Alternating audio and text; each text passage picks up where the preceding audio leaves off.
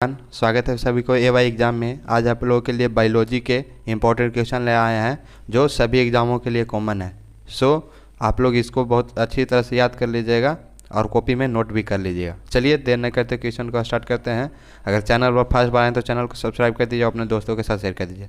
चलिए first question की ओर बढ़ते हैं। फर्स्ट क्वेश्चन है आपका कि सर्वदाता रक्त समूह कौन सा है, यानी जो सभी को खून दे देता है वो रक्त समूह कौन सा है। तो सर्वदाता रक्त समूह जो कहा जाता है वो कहा जाता है किसको, ओ को क्या कहा जाता है, सर्वदाता रक्त समूह, यानी सभी को खून दे देता है। यानी ए को भी खून दे देता है, बी को भी खून दे देता है, AB को भी खून दे सकता है, यानी सभी को खून दे सकता है, उसे हम सर्वदाता रक्त समूह कहते हैं, यानी जो है ओ है।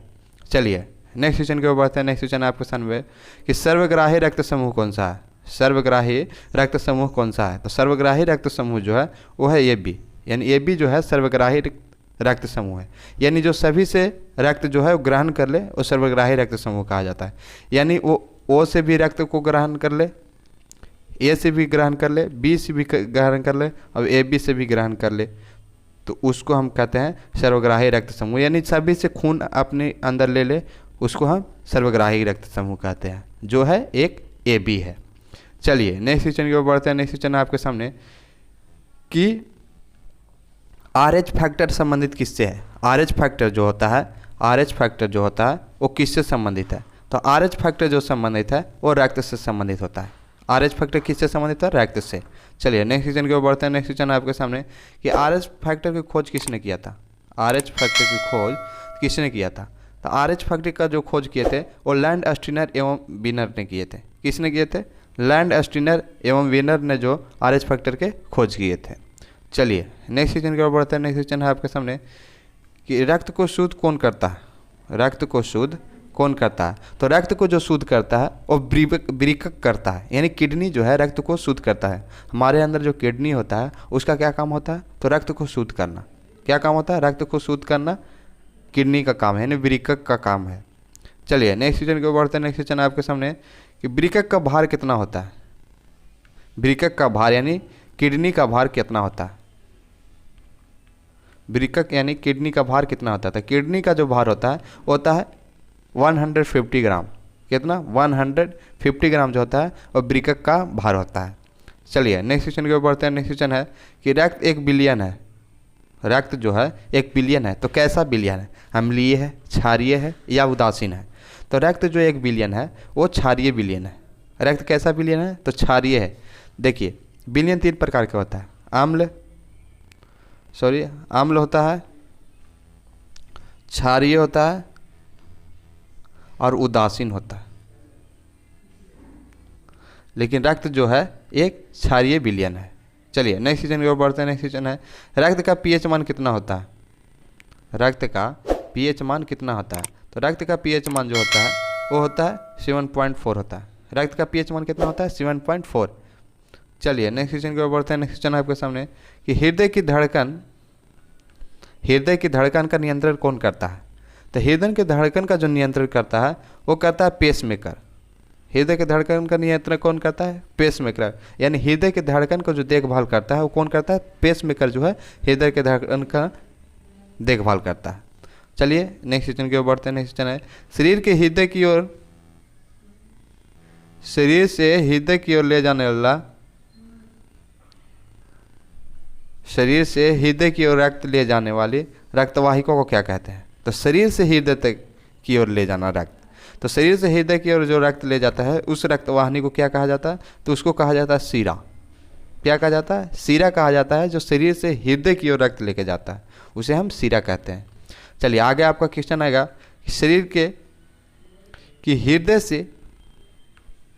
से शरीर की ओर रक्त ले जाने वाले, पहले था कि शरीर से हृदय की ओर रक्त ले जाने वाले क्या कहते हैं, ध्वनि कहते हैं, शिरा कहते हैं। यानी अब हृदय से शरीर की ओर रक्त ले जाने वाले, हृदय से शरीर की ओर रक्त ले जाता है उसे हम ध्वनि कहते हैं। हृदय से शरीर की ओर रक्त ले जाता है उसे हम ध्वनि कहते हैं, और जो शरीर से हृदय की ओर रक्त ले जाता है उसे हम शिरा कहते हैं। चलिए आप लोग कन्फ्यूजन दूर हो गया होगा। चलिए नेक्स्ट क्वेश्चन की ओर बढ़ते हैं। नेक्स्ट क्वेश्चन है कि जाराविक क्या है। जाराविक क्या है, तो जाराविक सेवन जो है एक कृत्रिम हृदय है।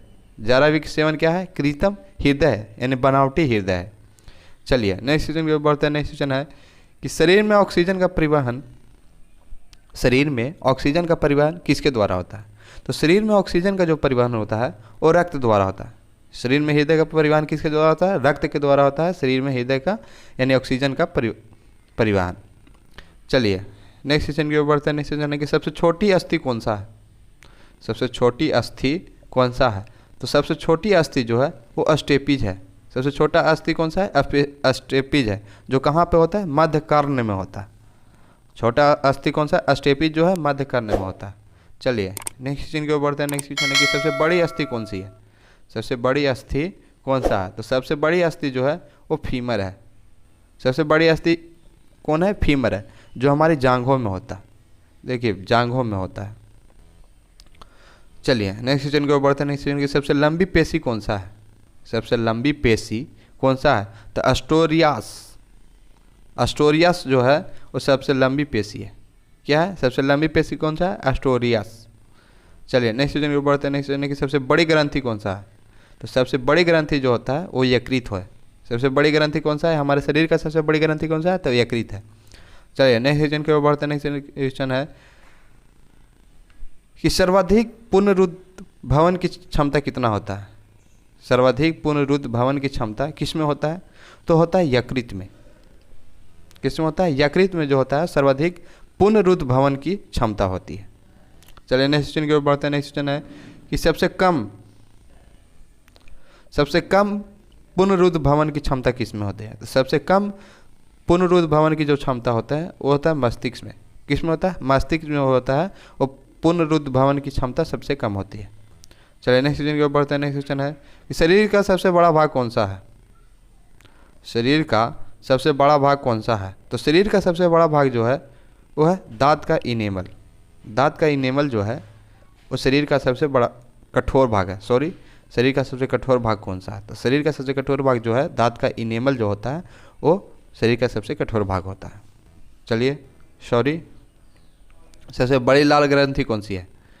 सबसे बड़ी लाल ग्रंथि कौन सी है? तो सबसे बड़ी लाल ग्रंथि जो है वो पैरोटिड ग्रंथि है। पैरोटिड ग्रंथि जो है वो सबसे बड़ी लाल ग्रंथि है, पैरोटिड। चलिए नेक्स्ट क्वेश्चन को बढ़ते हैं। नेक्स्ट सबसे छोटी WBC को क्या कहते हैं? तो सबसे छोटी WBC जो है वो लिम्फोसाइट है। सबसे छोटी WBC क्या चाहिए? लिम्फोसाइट। देखिए आप लोग कमेंट में बताइएगा कि WBC का फुल फॉर्म क्या होता है? WBC का फुल फॉर्म क्या होता है? चलिए नेक्स्ट क्वेश्चन को बढ़ते हैं। नेक्स्ट क्वेश्चन की सबसे बड़ी WBC कौन सा है? तो सबसे बड़ी WBC जो है वो है मोनोसाइट। कौन है? मोनोसाइट जो है सबसे बड़ी WBC है। चलिए नेक्स्ट क्वेश्चन की ओर बढ़ते हैं। नेक्स्ट क्वेश्चन है कि सबसे बड़ी सिरा कौन सी है? सबसे बड़ी सिरा कौन सी है? तो सबसे बड़ी सिरा जो होता है इन्फीरियर होता है। क्या होता है? इन्फीरियर जो है सबसे बड़ी सिरा है। चलिए नेक्स्ट क्वेश्चन की ओर बढ़ते हैं। नेक्स्ट क्वेश्चन है कि RBCS का जीवन काल कितना होता है? RBCS का जीवन काल होता है 120 दिन। कितना होता है? 120 दिन, यानी 120 डे होता है RBCS का जीवन काल। चलिए नेक्स्ट क्वेश्चन की ओर बढ़ते हैं। रुधिर का थक्का बनने का समय कितना होता है? तो रुधिर थक्का जो बनता है वो 2 से 5 दिन में बन जाता है। रुधिर का थक्का बनने का समय कितना होता है? 2 से 5 दिन में रुधिर का थक्का जम जाता है। थैंक यू वीडियो देखने।